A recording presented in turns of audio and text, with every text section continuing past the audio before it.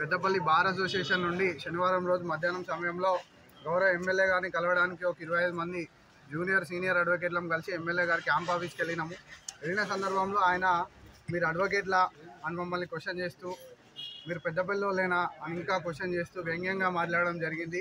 దాని తర్వాత అన్న మేము మీకు ఫెసిలిటేషన్ చేస్తామంటే కూడా ఆ సోదంత అవసరం లేదు అన్నట్టుగా మాట్లాడిన తర్వాత అన్న మేము ఎందుకు వచ్చిందో అని వారు అడిగిన సందర్భంలో అన్న మాకు జిల్లా కోర్టు జిల్లా కేంద్రంలో ఇస్తా అన్నారు, మీరు పెద్దపల్లి టౌన్లో ఇస్తా అని మీరు మాట ఇచ్చినారు, మీరు అఫిడవిట్ ఇచ్చినారు, దానికోసమే వచ్చినామన్నా, దయచేసి మీరు అది రాఘవపూర్ తీసుకుపోయే ప్రయత్నం ఏదో జరుగుతూ ఉంది, దాన్ని ఆపండి అని చెప్తే మీరేం చేసుకున్నా కూడా రాఘవపూర్ అనేది ఆగదు, మీరేమైనా చేసుకోండి అన్నట్టుగా మాట్లాడి వెళ్ళిపోయే సందర్భంలో అన్న మీరు ఇచ్చిన అఫిడవిట్కు కట్టుబడి ఉండండి అంటే మా సీనియర్ అడ్వకేట్ బొంకూరు శంకర్ గారి మీదికి వస్తూ ఏదో బెదిరించినట్టుగా కొట్టడానికి వచ్చినట్టుగా చాలా గొడవ చేస్తూ అరుస్తూ మాట్లాడడం జరిగింది.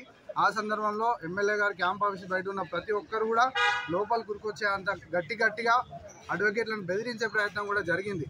గౌరవ ఎమ్మెల్యే గారు గుర్తుపెట్టుకోవాల్సింది ఏంటంటే మేము అనకూడదు, కానీ మేమంతా మీ పార్టీ అధికారంలో ఉన్నప్పుడే తెలంగాణ ఉద్యమం తెచ్చి మీ పార్టీనే గద్ద తీసి తెలంగాణను తెచ్చుకున్నాం.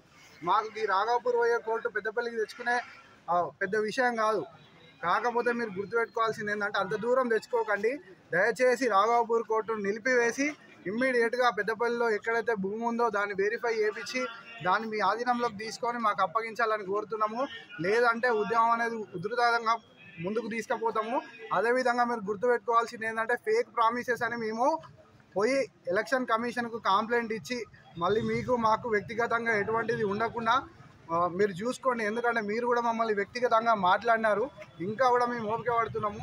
మీరే మా బార్కి వచ్చి మా బార్లో ఉన్నటువంటి ఎవరినైతే మీరు అవమానించారో వారికి క్షమాపణ చెప్తారా, వాళ్ళని ఏ రకంగా సాటిస్ఫై చేస్తారో చేసి మాకు ఖచ్చితంగా మా బార్ అందరి నుంచి మీకు వచ్చేటటువంటి శాల్వా బొకేని మీరే తీసుకొని పోవాలి.